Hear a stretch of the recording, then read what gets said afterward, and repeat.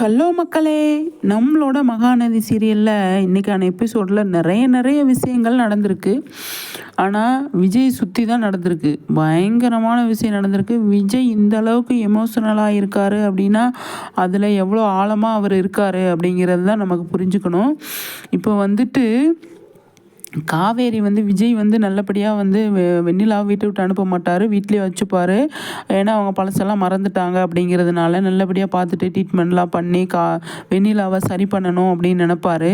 அப்போ காவேரிய பத்தி யோசிக்காம, வெண்ணிலா பத்தி மட்டும் யோசித்து விஜய் என்ன பண்ணுவாரு, ஆஸ்பத்திரிக்கு கூட்டிட்டு போறது, ட்ரீட்மெண்ட் பண்றதுக்கு அவ்வளோ கேர் பண்ணி பார்த்துக்கிட்டு இருப்பாரு. அப்ப காவேரி என்ன நெனப்பாங்க, இனிமேல் நமக்கு இங்க வேலை இல்ல. நம்ம வெளியில போணும் அப்படின்னு சொல்லிட்டு, விஜய் சொல்ல மாட்டாரு. காவேரியா போயிருவாங்க.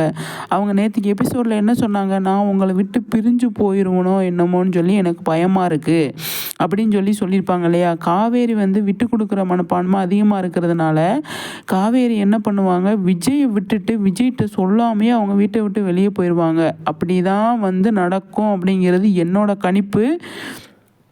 வேற வழியே கிடையாது. வீட்டை விட்டு வெளியே போயிட்டாங்க. அப்பதான் ராகினி உட்காந்துருக்கும் போது விஜய்கிட்ட தாத்தா கேட்குறாரு, எங்கே போயிட்டா, காவேரியை காணவே இல்லை அப்படின்னு சொல்லும்போது, தெரியல தாத்தா, நான் கவனிக்கவே இல்லை, ஃபோன் பண்ணால் எடுக்கலாம் அப்படின்னு சொல்லிட்டு ஃபோன் பண்ணி பார்க்கும்போது தான் எடுக்கலை. அப்போ தான் ராகினி சொல்கிறாங்க, அவள் வீட்டை விட்டு வெளியே போயிட்டா அப்படின்னு. அப்போ தான் இந்த இதெல்லாம் தெரிய வருது.